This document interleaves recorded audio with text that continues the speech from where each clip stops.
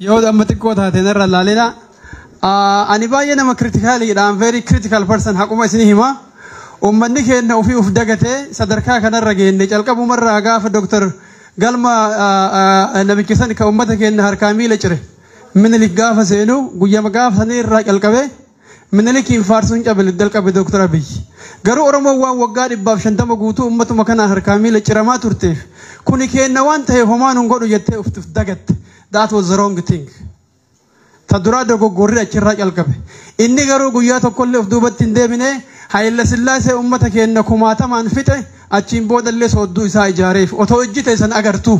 Tokkichi keessanuu sirrii miti hin jenne kanaatu onnee isa kakaase. Warra nafxanyoota ka inni nama qabatee deemuun kana onnee isa kakaase. Namni haqaaf hin falmanne ummanni keenya haqaaf falmataa waan hin turiniif ka har'a dhufe kun dhufeecha. Waan isin haqarraa jallattaniif waan sheekonni kennallee jallattaniif waan manguddoon teenne jallatteef dargaggeeyyii keenya jalliftanii har'a dargaggeessa kaleessa isin jettanii jettaniin ajjeesuuf itti dhufte nafxanyaan ka Dr. Abiyyiin hoogganamtu. Murtiin keenya maal ta'uu qaba?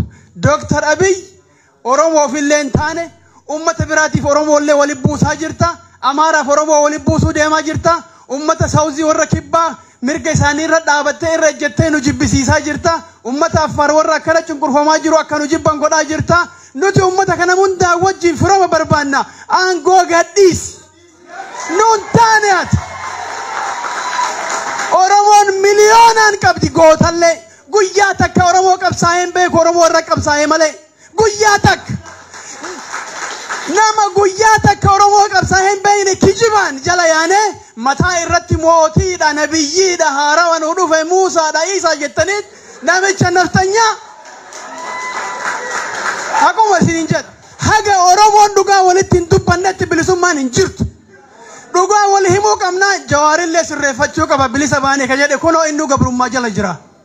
Argitan kunoo so bilisummaan dhugaa gaafa Oromoon sagalee ofii ol baaftee mootummaa ofii barbaaddu filattee kunnuu ta'e jette. Kaambii bittilee nurra kaa'e. Ka afaan qofaan nu sossobee galgalaa ganama nu nyaatu diina irratti moosisu ufuu ufin dhiifne ufaa balaaleffannu ta dura. Haqa dubbataa haa deemnu kijibni haa hafu Oromoo keessa haa du'u. Sun sani kanarraa kaafe Jawaariin rabbi lubbuu isaa baasee akka Abiyyiif inni du'ee jira.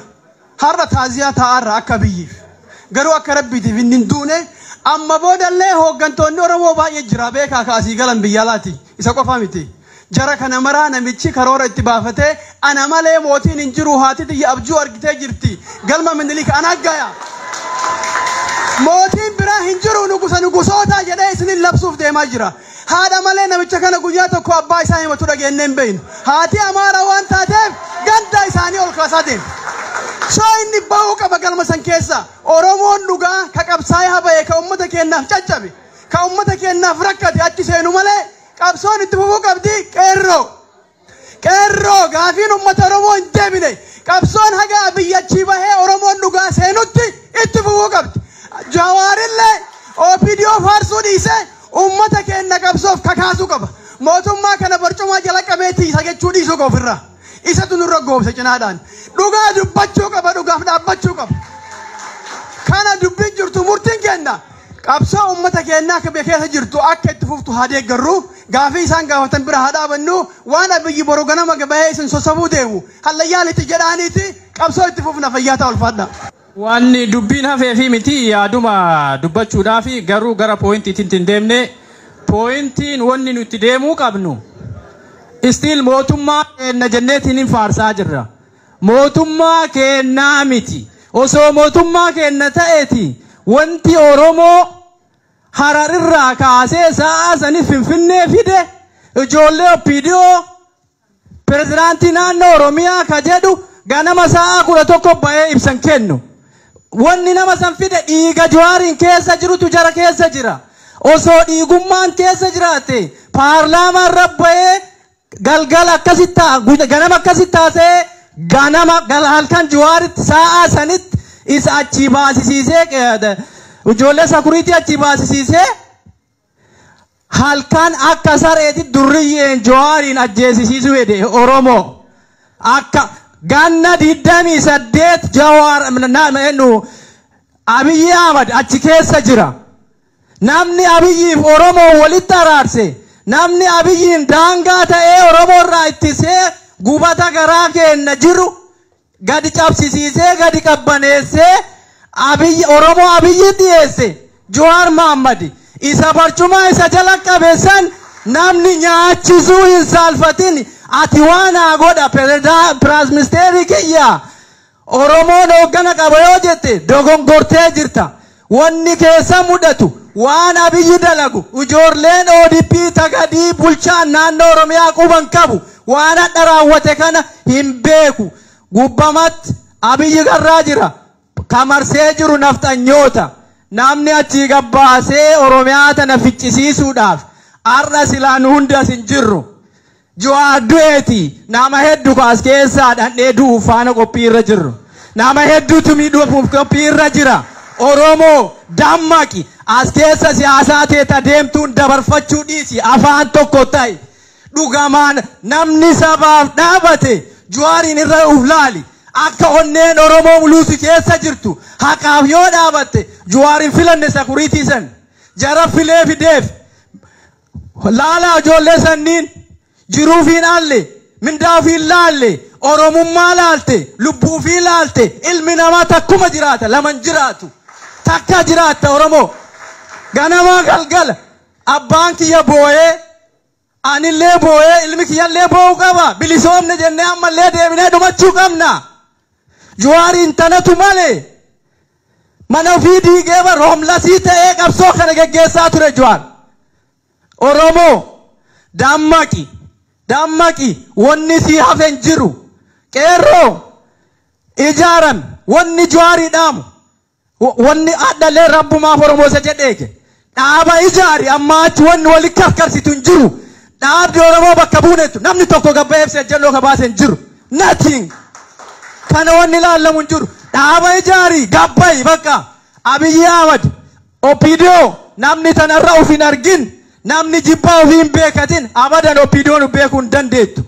Kana jala muraa itti himaa galatooma tanuma jechuu barbaadan. Atiif obbo Jawaar faa rabbiin baga nagaya baase.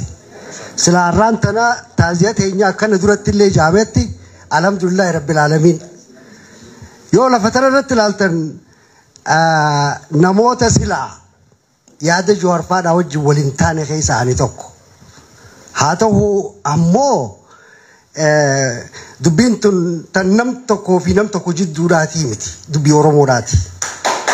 Dubbiin Oromoodhaa anarraa oli nama hundarraa oli.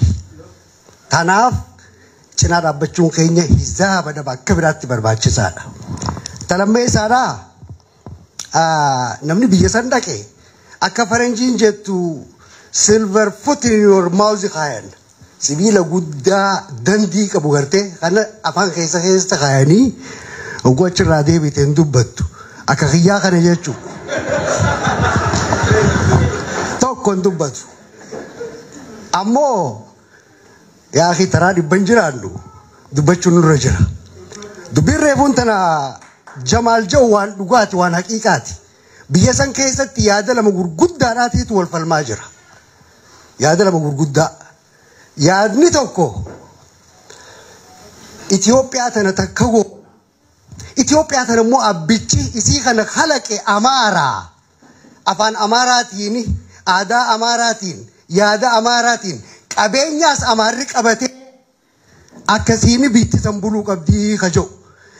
Jarri tokkummaa ja'u san cufti huccuu tokkummaa uffate duubni isaanii nafxanyaa Amaaraati. Darbeekuu qabdan. Isii san fiduudhaaf maal godhuu qaban? Bakka hundatti duulaban.